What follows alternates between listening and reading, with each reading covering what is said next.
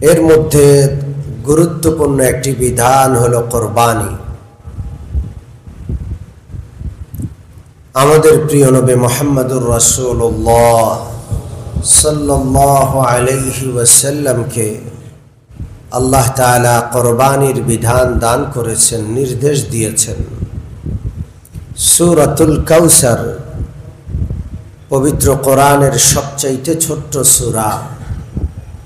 এই সূরাতে আল্লাহ তাআলা নবীজিকে নির্দেশ দিয়েছেন ফাসাল্লি লিরাব্বিকা ওয়ানহার। এই সূরার ইতিহাস আপনারা জানেন। আল্লাহ রসুলের ছেলে সন্তান বাঁচত না, হলে মরে যেত। অপ্রাপ্তবয়স্ক শিশু থাকাকালীনে সন্তানগুলো এক এক করে সব মরে যায়। মক্কার কাফেররা ঠাট্টা মশকরা করে রাসূলুল্লাহকে নির্বংশ বলতো এবং একে অপরকে এই বলে সান্ত্বনা দিত যে মুহাম্মদুর রাসূলুল্লাহর ব্যাপারে বেশি দুশ্চিন্তা করার দরকার নাই, তিনি তো নির্বংশ, মরে গেলে তার ধর্ম দুনিয়াতে টিকিয়ে রাখার মতো কেউ থাকবে না, তার বংশে কেউ নাই। আল্লাহ রসুলের খুব মন খারাপ হতো। নবীজিকে সান্ত্বনা দেওয়ার জন্য সূরাতু আল কাউসার নাজিল হয়। আল্লাহ তাআলা বলেন বিসমিল্লাহির রহমানির রহিম ইন্না আ'তাইনাকাল কাউসার। হে নবীজি, আপনাকে আমি কাউসার দান করেছি। আপনার সন্তান বাঁচে না, ছেলে সন্তান নাই, বেশি দুঃখ করেন না। সন্তান তো সবারই হয়, মুমিন কাফের সবার সন্তান হয়, এমনকি মানুষ পশুদেরও সন্তান হয়।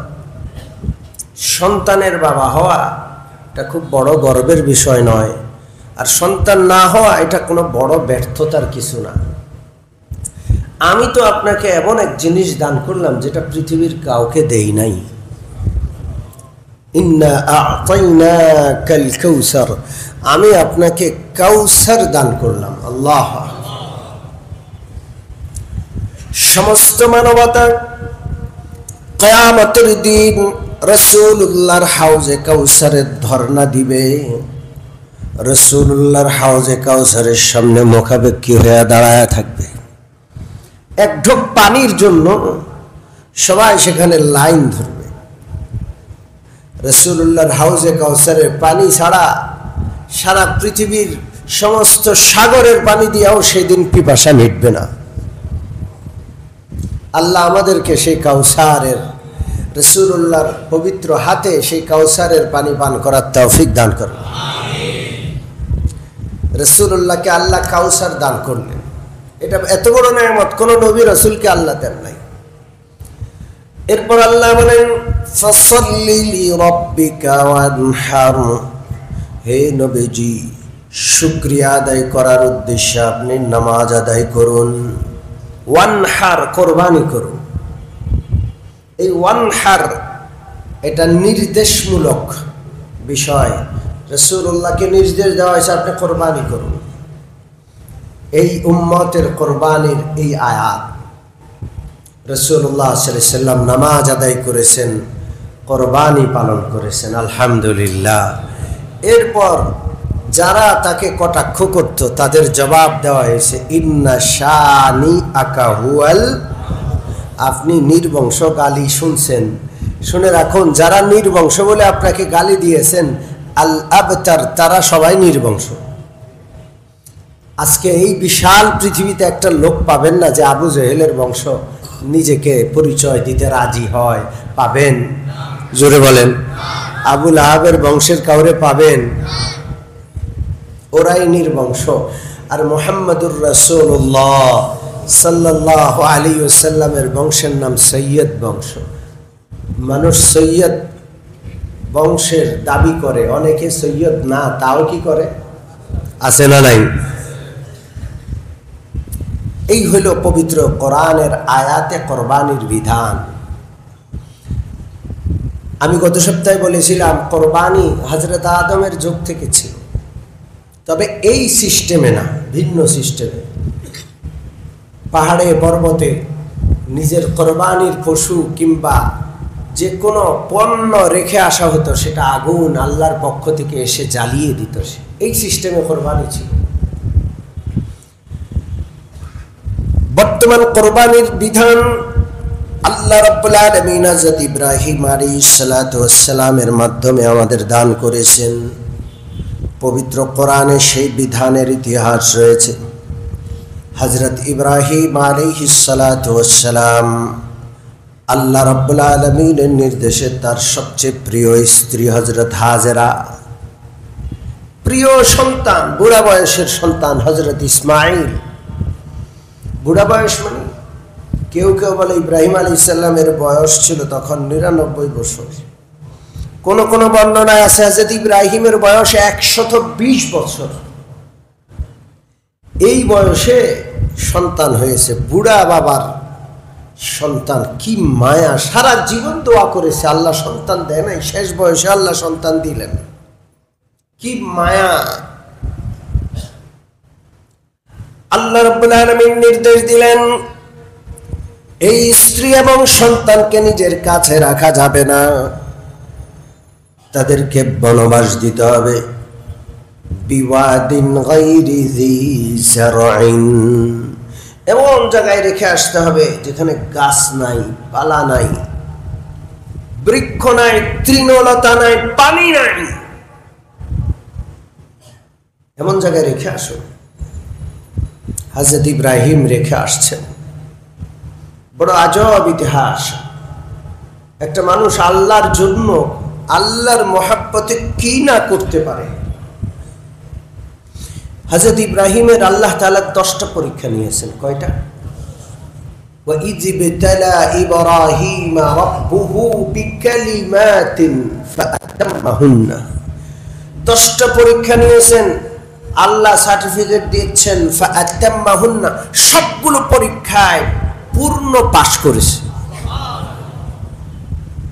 এটা একটা পরীক্ষা। স্ত্রী আর সন্তানকে বুড়া বয়সে নিজের কাছ থেকে পৃথক করে মরুভূমিতে রেখে চলে আসলেন। 2 নম্বর পরীক্ষা,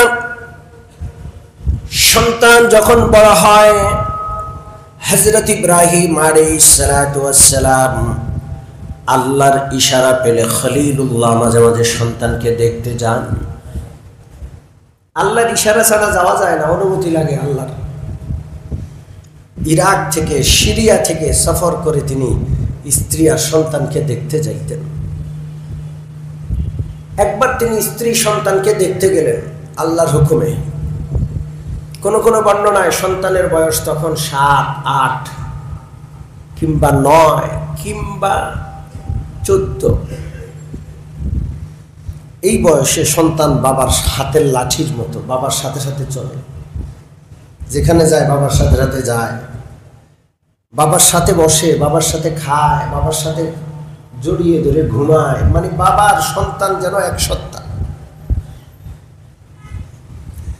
আল্লাহ রাব্বুল আলামিন হযরত ইব্রাহিম আলাইহিস সালাতু ওয়াস সালামকে স্বপ্ন দেখালেন। তিনি প্রস্তুতি নিচ্ছেন, ধারালো ছুরি নিয়ে তার সন্তানকে জবাই করবেন।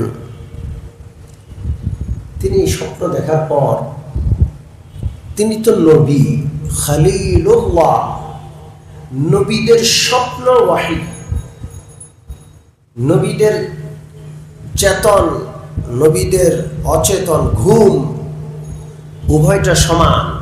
জাগ্রত অবস্থা, ঘুমন্ত অবস্থা, উভয়টাতে এক রকমের হুঁশ থাকে। আপনি আমি জাগ্রত অবস্থায় হুঁশে আসি, ঘুমাইলে আর হুঁশ থাকে না। থাকে? জোরে বলেন। এক রকমের হুঁশ। এই জন্য তারা স্বপ্নে কিছু দেখলে সেটাও ওয়াহী। তাদের ঘুমের ঘোরেও শয়তান তাদের উপর প্রভাব বিস্তার করতে পারে না।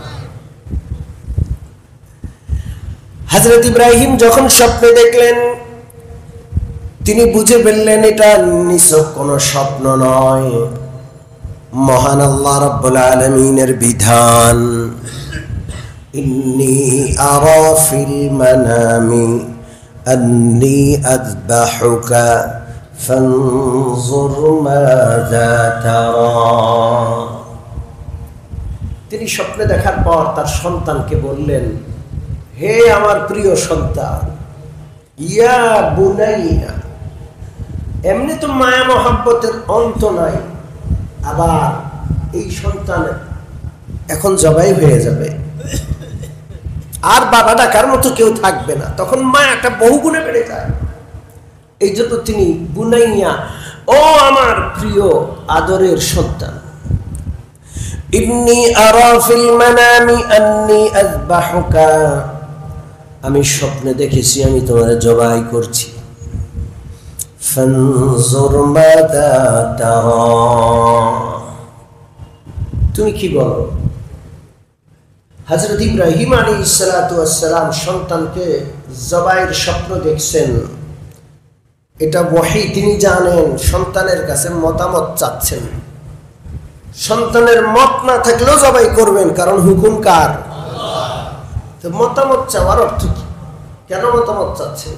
তাফসীরের কিতাবে লেখে মতামত নয়, আল্লাহ নবী ইব্রাহিম আলাইহিস সালাম বুঝাতে চাচ্ছেন, পরীক্ষা নিতে চাচ্ছেন, আমি বাবা হইয়া আমার সন্তানের গলায় আল্লাহর হুকুম পালন করার জন্য ছুরি চালাইতে রাজি আছি। আমি যেমন খলিলুল্লাহ, যে কোনো বিষয়ে যে কোনো ভাবে আল্লাহর হুকুম আমি বাস্তবায়ন করেই ছাড়ব। আমার সন্তান হইয়া তার গলা আগায়া দিতে আল্লাহর হুকুমের সামনে জবাই হইতে রাজি কিনা? আমি খলিলুল্লাহ, আমার সন্তান জবিহুল্লাহ হইতে রাজি কিনা? হযরত ইব্রাহিম আলাইহিস সালাম পরীক্ষা করতে চান, এই জন্য পেশ করলেন যে বাবা আমি তো জবাই করব, তুমি কি বলো? তুমি কি আমার ছুরির নিচে গলা দিতে রাজি আছো? হযরত ইসমাঈল আলাইহিস সালাতু ওয়াস সালাম, বাবা খলিলুল্লাহ, সন্তান জবিহুল্লাহ, যেমন বাবা তেমন সন্তান। ইয়া আবাতি ফাল মা তু'মারু সাতাজিদুনি ইনশাআল্লাহু মিনাস সাবিরিন। বাবা গো, আপনার এই স্বপ্ন, আপনি খলিলুল্লাহ, এই স্বপ্ন নিছক কোন স্বপ্ন নয়, আল্লাহ রাব্বুল আলামিনের বিধান। যেমন বিধান আল্লাহ দান করেছেন, যেমন নির্দেশ আল্লাহ দিয়েছেন, তেমনটা আপনি করুন।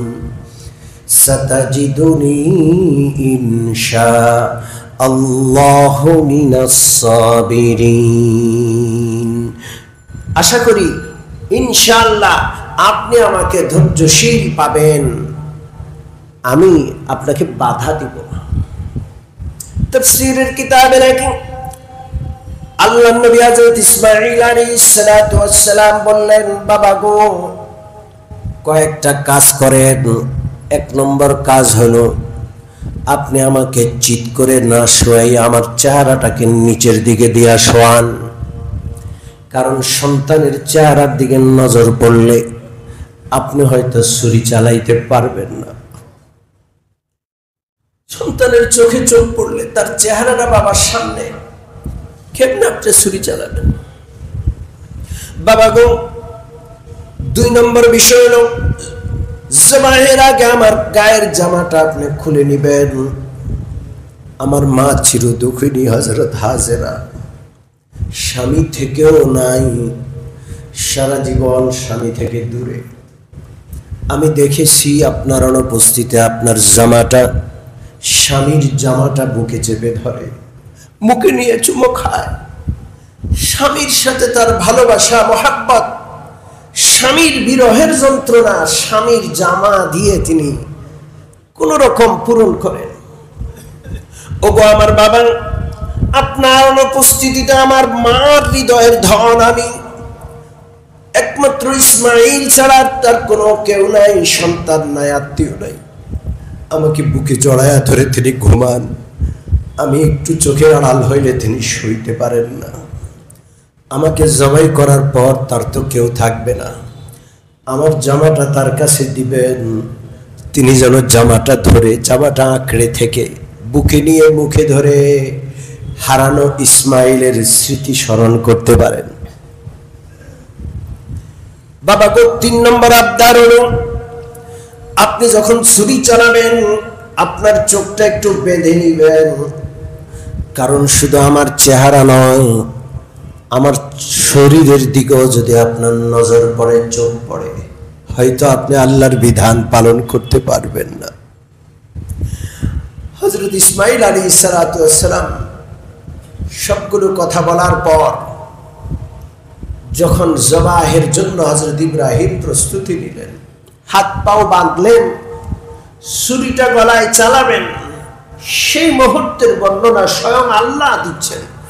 فلما أسلم وتله للجبين وناديناه أن يا إبراهيم قد صدقت الرؤيا إنا كذلك نجزي المحسنين। আল্লাহ রাব্বুল আলামিন বলেন, বাবার সন্তান উভয় যখন আল্লাহ রাব্বুল আলামিনের হুকুমের সামনে পরিপূর্ণ আত্মসমর্পণ করলেন, বাবা যখন সন্তানকে শোয়া ফেললেন, আমি হযরত ইব্রাহিমকে ডাক দিলাম, ওয়ানাদাইনাহু আন ইয়া ইব্রাহিম, ও ইব্রাহিম। আল্লাহ ডাক দিলেন ইব্রাহিমকে।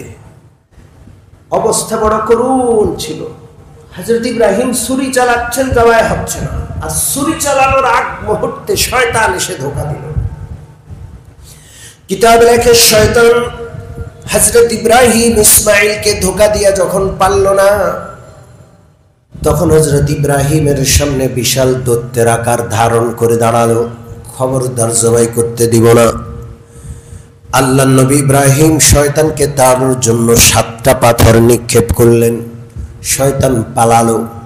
কিছুক্ষণ পরে সে শয়তান আবার সামনে দাঁড়ালো, আবার হযরত ইব্রাহিম আলাইহিস সালাতু ওয়াস সালাম 7খানা পাথর নিক্ষেপ করলেন, শয়তান আবার পালায়। তৃতীয়বার আখিরি চেষ্টা, শয়তান আবার সামনে দৈত্যের আকৃতি ধারণ করে দাঁড়ায়। হযরত ইব্রাহিম আবার 7টা পাথর নিক্ষেপ করলেন, সর্বশেষ শয়তান ব্যর্থ হয়ে অপমানিত আর লাঞ্ছিত হয়ে পালায়। এবার হযরত ইব্রাহিম আলাইহিস সালাতু ওয়াস সালাম আল্লাহর হুকুম পালন করার জন্য সন্তানের গলায় ছুরি চালানো শুরু করলেন। আল্লাহু আকবার।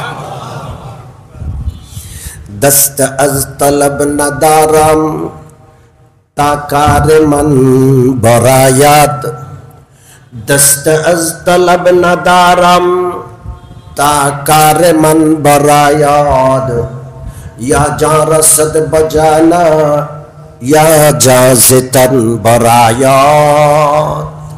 আমি তো আল্লাহর হুকুম পালন করব, আমার জান গেল না রইল, সন্তান বাঁচলো না সন্তান মরল, দেখার বিষয় নয়, সন্তুষ্টি লাগবে কার? আয়ে দোস্ত अगर जा तलबी जा बत बख्शाम, ऐ दोस्त अगर जा तलबी जा बत बख्शाम, वस चाचे अजीज अस्ते बगो आबत बख्शाम। ও আমার আল্লাহ, আপনি কি চাইবেন সব দিব, আপনি জান চাইবেন জান দিব, জানের চেয়ে প্রিয় কোনো জিনিস চাইবেন সেটাও আপনাকে দিয়ে দিব। আল্লাহ। নবী ইব্রাহিম আলাইহিস সালাতু ওয়াস সালাম ছুরি চালানো শুরু করলেন। ধারালো ছুরি কিন্তু ইসমাইলের গলা কাটে না। হযরত ইব্রাহিম আলাইহিস সালাতু ওয়াস সালাম রাগ করে ছুরি নিক্ষেপ করলেন, পাথরের উপর পড়ে পাথর দ্বিখণ্ডিত হয়ে যায়। ছুরির ধার কাজ করে কার হুকুমে? জোরে বলেন। কোন জিনিস নিজে নিজে কাজ করে না, প্রত্যেক জিনিসের মধ্যে আপন আপন স্বভাব দিয়েছেন এবং ওই স্বভাব অনুযায়ী কাজ করে কার হুকুমে? আগুন পোড়ায় কার হুকুমে? আগুন আবার জান্নাত হয়ে যায় কার হুকুমে? হযরত ইব্রাহিম আবার ছুরি নিয়ে পাথর যখন দুই টুকরা হয়ে যায় তিনি বুঝলেন ছুরির ধারের সমস্যা নাই, আবার ছুরি নিয়ে জ্বালালেন। এইভাবে তিনবার প্রচন্ড চেষ্টা করার পরও যখন গলা কাটে না, আল্লাহ রাব্বুল আলামিন ডাক দিয়ে বললেন ওয়ানাদাইনাহু আইয়া ইব্রাহিম কদ সাদ্দাকতার রুইয়া ইন্না কাযালিকা নাজজিল মুহসিনিন। আল্লাহ ডাক দিলেন ও ইব্রাহিম কত সাদ্দাকতার রুইয়া, আপনি স্বপ্নকে সত্যে পরিণত করেছেন। স্বপ্ন আর স্বপ্ন নয়, এখন সত্য আর বাস্তব। আপনি সন্তানকে শুইয়ে চোখ বেঁধে সন্তানের হাত পা বেঁধে সন্তানের গলায় পূর্ণ দমে আপনি ধারালো ছুরি চালিয়ে ফেলেছেন। আল্লাহ ওয়াফাদাইনাহু বিযিবহিন আযীম। আল্লাহ রাব্বুল আলামিনের সিদ্ধান্ত ছিল ইসমাইলের কোরবানি নয়, ইসমাইলের কোরবানি হলো পরীক্ষা। সিদ্ধান্ত ছিল দুম্বার কোরবানি, পশুর কোরবানি। জান্নাত থেকে আল্লাহ তাআলা পশু পাঠালেন, সেই পশু কোরবানি হয়ে গেল। আল্লাহ ওয়াফাদাইনাহু বিযিবহিন আযীম। সম্মানিত দুম্বা আল্লাহ পাঠালেন, পশু পাঠালেন, দামি পশু, জান্নাতি পশু, সেটা কোরবানি হলো। দুনিয়ার সব পশুই পশু, কিন্তু যেই পশুটা কোরবানির সেই পশুটা অনেক দামি পশু। আল্লাহ, এই জন্য কোরবানির পশুকে আদর করবেন, পিটাবেন না। অনেক কসাই আছে গরু বিক্রি করে, ছাগল বিক্রি করে, বাজারে আনে আর পিটাইতেই থাকে মায়ের উপর। না না না, এটা কোরবানির পশু, এটা দামি পশু। বিযিবহিন আযীম, সরলকে বলেছেন আল্লাহ, সম্মান। কোরবানির পশুকে আদর করবেন, নিজের হাতে গোসল দেবেন, প্রয়োজনে সাবান লাগাবেন, গায়ে তেল মাখবেন যেন চকচক করে দেখতে সুন্দর লাগে, আপনার যেন একটু মায়া লেগে যায়। শাইখুল হিন্দ মাহমুদ হাসান দেওবন্দি রাহমাতুল্লাহ আলাইহি কয়েক মাস আগে পশু কিনতেন, সেই পশুকে খুব খাওয়াইতেন, খাওয়ানোর পিছনে খরচ করতেন, খাওয়াইয়া তেলা করে ফেলতেন এবং দীর্ঘক্ষণ তাকে সময় দিতেন, তার পাশে বসতেন, তাকাইতেন, একটা মায়া লেগে যেত। ঈদের দিন সকালবেলায় যখন গরুর গলায় ছুরি চালানোর সময় হইত, হাউমাউ করে সন্তানের গলায় ছুরি চালানোর মতো করে তিনি কাঁদতেন, মহব্বত প্রকাশ করতেন আর বলতেন আল্লাহ আমার এই মহব্বতের উপর ছুরি চালাইলাম আপনার মহব্বতের কারণে, বলতেন আর কাঁদতেন। কোরবানির পশুর গলায় ছুরি চালানোর ক্ষেত্রে এই মহব্বতটা হওয়া উচিত। এই জন্য একটু আগে পশু কিনে লালন পালন করে নিজের হাতে একটু তাকে সুন্দর করে সাজিয়ে গুছিয়ে এরপরে জবাই করবেন, কষ্ট দিবেন না, মনে থাকবে ইনশাআল্লাহ। সম্মানিত উপস্থিতি, এই পশুর কোরবানি আমাদের জন্য একটা ইবাদত। আলহামদুলিল্লাহ বলেন। ইসলাম আমাদেরকে যতগুলো বিধান দিয়েছেন, এত এত সুন্দর এক একটা বিধান। এই যে কোরবানির ঈদ, স্পষ্ট করে বলছি, রোজার ঈদের চেয়েও কোরবানির ঈদ দামি। আলহামদুলিল্লাহ। কোন দুই ঈদের মধ্যে কোন ঈদটা শ্রেষ্ঠ? জোরে বলেন। আলহামদুলিল্লাহ। দুই ঈদের মধ্যে কোরবানির ঈদ শ্রেষ্ঠ। আলহামদুলিল্লাহ। এটা আমার মনে অনেকদিন ছিল, কিন্তু এইবার আমি পাইছি। আমার 49 বছর বয়স, কত পড়া পড়লাম কোনোদিন পাই নাই, কিন্তু এই বছর আমি আমার পড়াশোনার মধ্যে পেলাম যে দুই ঈদের মধ্যে কোন ঈদ উত্তম? জোরে বলেন। কিন্তু ছোটবেলা থেকে কোরবানির ঈদটাই ভালো লাগতো, কেন জানেন? রোজার ঈদে তো কিচ্ছু নাই, সারাদিন সেমাই টেমাই খায়া কাটে। কিন্তু কোরবানির ঈদে একটা কাজ আছে, কয়েকদিন আগে থেকে পশু, এরপরে পশুরে জাতটা ধইরা গলায় জবাই করা, এরপরে কেউ চামড়া ছিলতেছে, কেউ রান কাটতেছে, কেউ এটা করতে, মানে একটা সারাদিন একটা ব্যস্ততার মধ্যে, তাই না? ছোটবেলা থেকে কোরবানির ঈদ ভালো লাগতো, কিন্তু এই বছর আমি পড়াশোনা, ঈদ সম্পর্কে পড়াশোনা করতে গিয়ে দেখলাম দুই ঈদের মধ্যে কোন ঈদ উত্তম? আলহামদুলিল্লাহ। মন খুলে আল্লাহর জন্য কোরবানি করব ইনশাআল্লাহ। সাহাবারা বিশ্বনবীকে জিজ্ঞেস করলেন, মা হাদিহিল আযাহি, ওগো নবীজি এই কোরবানি করার এই বিষয়টা কি, এর উদ্দেশ্য কি, এটা কোত্থেকে আসলো, কেন করি আমরা এই লক্ষ লক্ষ পশু কোরবানি করি? আল্লাহ রাসূল বললেন, সুন্নাতু আবিকুম ইব্রাহিম আলাইহিস সালাতু ওয়াস সালাম, তোমাদের জাতির পিতা হযরত ইব্রাহিম আলাইহিস সালামের আদর্শ। সাহাবারা বললেন, ইয়া রাসূলুল্লাহ ফামা লানা ফিহা, আমরা কি পাবো? এই যে লাখ লাখ টাকা খরচ করে পশু কিনি, কোরবানি করি, কি ফায়দা? আল্লাহ রাসূল বললেন, বিকুল্লি শারাতিন হাসানা, প্রত্যেক পশমে পশমে আল্লাহ নেকি দান করবেন। সাহাবারা আশ্চর্য হয়ে জিজ্ঞেস করলেন, ফাসসুফু ইয়া রাসূলুল্লাহ, ওগো আল্লাহর নবী, ভেড়ার গায়ে তো অসংখ্য পশম, প্রত্যেকটা পশুর গায়ে পশম আছে, কিন্তু ভেড়ার পশমের কোনো হিসাব নাই। আল্লাহ রাসূল বললেন, বিকুল্লি শারাতিন মিনাস সুফি হাসানা, ভেড়াও যদি কেউ কোরবানি দেয়, ভেড়ার যত পশম, প্রতিটা পশমের বিনিময়ে আল্লাহ নেকি দান করে দিবেন। হযরত ফাতেমা, কেন নবীজি বললেন, ফাতেমা তুমি নিজের কোরবানিটা দেখো, উপস্থিত থাকো। যদি নারীরা পর্দা করে কোরবানি দূর থেকে দেখতে পারে, তাদের উপস্থিত থাকার কথা রাসূলুল্লাহ বলেছেন। পর্দা যদি না করে অথবা পর্দার ব্যবস্থা নাই, থাক, তাদের আসার দরকার নাই। আল্লাহ রাসূল ফাতেমাকে বললেন, ফাতেমা তোমার কোরবানি রক্তের, পশুর রক্তের ফোঁটাটা ফিনকি দিয়ে মাটিতে পড়ার আগেই তোমার কোরবানি আল্লাহর কাছে কবুল হয়ে যায়। আল্লাহু আকবার। রাসূলুল্লাহ সাল্লাল্লাহু আলাইহি ওয়াসাল্লাম মদিনায় 10 বছর ছিলেন। 10 বছর প্রত্যেক বছর রাসূলুল্লাহ কোরবানি দিয়েছেন। কোরবানি দিব তো ইনশাআল্লাহ, খুশি খুশি দিব তো ইনশাআল্লাহ। দু চারটা মাসলা আপনাদেরকে শুনাই। নেসাবের মালিক যিনি, তিনি যদি মুকিম হন, সাবালক হন, বুদ্ধি সম্পন্ন হন, পাগল না হন, তার উপর কোরবানি ওয়াজিব। কোরবানি ওয়াজিব হওয়ার জন্য সম্পদ বা নেসাব 1 বছর থাকা জরুরি না। কোরবানির যে 3 দিন, এই 3 দিনেই যদি কেউ ধনী হয়ে যায়, মনে করেন একজন লোক গরিব ছিল, হঠাৎ করে কোরবানির এই 3 দিনের আখেরি দিন তার কাছে কিছু টাকা চলে আসলো, সে ধনী হলো, নেসাব হয়ে গেল, তার উপর কোরবানি ওয়াজিব। মহিলাদেরও যদি নেসাব পরিমাণ অর্থ সম্পদ থাকে, মহিলাদের উপরও কোরবানি ওয়াজিব। প্রত্যেক সাবালকের নিজের পক্ষ থেকে নেসাবের মালিক হলে কোরবানি ওয়াজিব।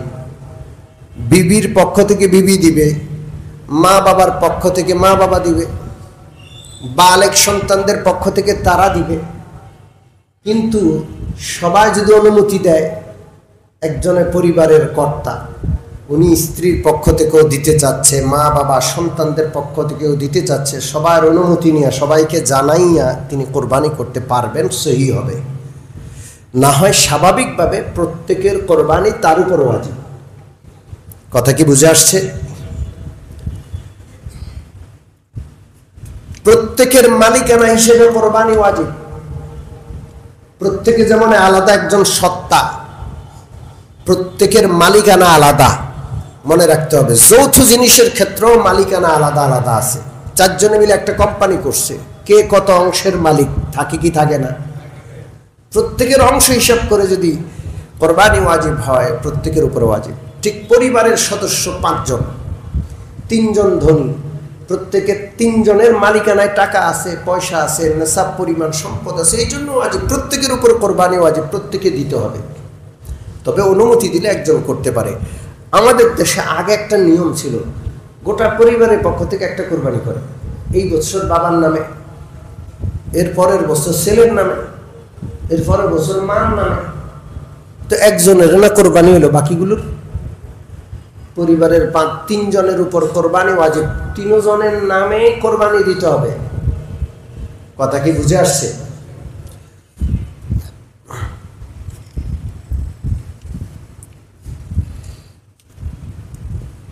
জানোয়ারে পশুতে শরিকানা, ছাগল, ভেড়া, দুম্বা এগুলোতে একজন কোরবানি করতে হবে, একটা কোরবানি একজনের নামে কোরবানি হতে পারে। আর উট, গরু, মহিষ এগুলোতে 1 থেকে 7, সর্বোচ্চ 7-এর উপরে হবে না। একটা গরু 7 জন শরিক হয়ে 7 জন কোরবানি করতে পারবে। তবে একটা গরুতে একজন যদি কোরবানি করে হয়ে যাবে, 2 জন, 5 জন, 3 জন হয়ে যাবে। সর্বোচ্চ কয়জন? 7 জন। তবে কারো অংশ 1/7 কম হতে পারবে না, 7 ভাগের 1 ভাগের কম হতে পারবে না। মনে করেন একটা কোরবানির পশুর দাম 70,000 টাকা। কয় হাজার টাকা? তাহলে 7 জনের সমান ভাগে দিতে হইলে কত কত লাগবে? 7 জনে একজন দিছে 5,000 টাকা, বাকিরা দিয়া দিছে। তাইলে একজন 5,000 টাকার অংশটা 7 ভাগের 1 ভাগ হয় নাই, কম হয়েছে, এই জন্য কারো কোরবানি হবে না। প্রত্যেকের অংশ কমপক্ষে 7 ভাগের 1 ভাগ বা তার চেয়ে বেশি হইতে হবে। কথা কি বুঝে আসছে?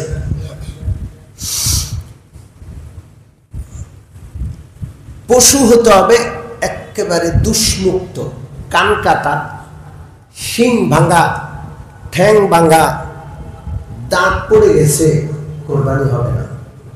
এই কোরবানির পশু সুন্দর হইতে হবে, শিং দুটোটা থাকতে হবে, শিং ভেঙে গেলে হবে না, দাঁত থাকতে হবে। কথা কি বুঝে আসছে? এত দুর্বল যে যেখানে জবাই করবো ওখান পর্যন্ত হেঁটে যেতে পারে না, কোরবানি সহি হবে না। সবল হইতে হবে। 1 পাও ভেঙে গেছে, পাটা এতটুকু ভাঙছে যে ওই পাটা মাটিতে রেখে চলতে পারে, তাইলেও কোরবানি সহি হবে। কিন্তু এত ভাঙছে যে ওই পাটা আর কি করতে পারে না, মাটিতে রাখতে পারে না, ল্যাংড়া হয়ে গেছে, কোরবানি সহি হবে না। কোরবানি পশু সুন্দর হইতে হবে এবং সুঠাম হইতে হবে। সম্মানিত মুসল্লিয়ানে কেরাম, যেই শরিকরা কোরবানি দিবে সকলের নিয়ত সহি হইতে হবে, হালাল উপার্জন হইতে হবে। একজন হারাম উপার্জন করে বাকিদের কোরবানি শেষ। একজনের নিয়ত খারাপ, সবার নিয়ত ভালো, একজনের নিয়ত খারাপ, আল্লাহকে সন্তুষ্ট করা তার উদ্দেশ্য, অন্য কোনো উদ্দেশ্য, কোরবানি সহি হবে না। সম্মানিত মুসল্লিয়ানে কেরাম, গতকাল একজন প্রশ্ন জিজ্ঞেস করছে, হুজুর আমি একা একা পশু কিনছি, এখন আরেক ভাই শরীক হইতে চায়, আমিও করতে চাই, পারবো কিনা? পারবে। একা একা কোরবানির পশু কিনে ফেলছে, আরেকজন এসে বুঝাইছে ভাই আমার একটা অংশ দেন বা আমার অর্ধেক দেন, তাহলে শরীক করতে পারবে, কোনো অসুবিধা নাই। আরো অনেক মাসলা আছে, একটা মাসলা গুরুত্বপূর্ণ বলে দিই। অনেক সময় দেখা যায় পশু জবাই করার পরে, পেট কাটার পরে পেটের থেকে বাচ্চা বের হয়, হয় কি হয় না? কোরবানির দিন পেরেশান হয়ে যায় যে কি করলাম, কেমন হইল। পেট কাটার পরে বাচ্চা বের হয়েছে, বাচ্চা যদি জীবিত থাকে বাচ্চাও জবাই করে দিবেন, বাচ্চার গোশতও খাওয়া যাবে, পশুর গোশতও খাওয়া যাবে। বাচ্চা মরা তাইলে জবাই করবেন না, এটাকে দাফন করে দিবেন। বাচ্চা পাওয়া গেছে পেটে, এই পশুটা খাওয়া যাবে না, পশু খাইতে কোনো অসুবিধা নেই। বাচ্চা জীবিত হোক, বাচ্চা মুর্দা হোক, পশুটার ক্ষেত্রে কোনো সমস্যা নাই। তবে আগে থেকে জেনে বুঝে আপনি পেটে বাচ্চা আছে এরকম পশুকে জবাই করা মাকরুহ। কথা কি পরিষ্কার? আপনি জানেন, একটা হলো বুঝাই যায় না যে পেটে বাচ্চা আছে, জবাই করে দিচ্ছেন, আল্লাহ মাফ করবে। কিন্তু আপনি বুঝতেছেন যে এটা এই 5 মাসের বাচ্চা আছে পেটে, তাও জবাই করলেন, তাইলে মাকরুহ হবে। কথা কি বুঝে আসছে? সম্মানিত মুসল্লিয়ানে কেরাম, শুধু ঈদের দিনের কয়েকটা সুন্নতের কথা বলে এক্ষুনি ইনশাআল্লাহ ছেড়ে দেওয়া হবে। 1 নম্বর, আগামীকাল ঈদের দিন সকাল সকাল জাগতে হবে। আপনারা কি জানেন আমাদের মসজিদে প্রথম জামাত কয়টা? মাশাআল্লাহ। আগে আগে ভোরে ভোরে উঠতে হবে, দাঁত পরিষ্কার করতে হবে, মেসওয়াক করতে হবে, গোসল করা, এগুলো সুন্নত। তুলনামূলক ভালো পোশাক পরা, নতুন হওয়া জরুরি না, আপনার 3টা-4টা পোশাক আছে, এর মধ্যে যেটা বেশি পছন্দের সেটা পরবেন। একটু সাজসজ্জা অবলম্বন করবেন, খুশবু লাগাবেন।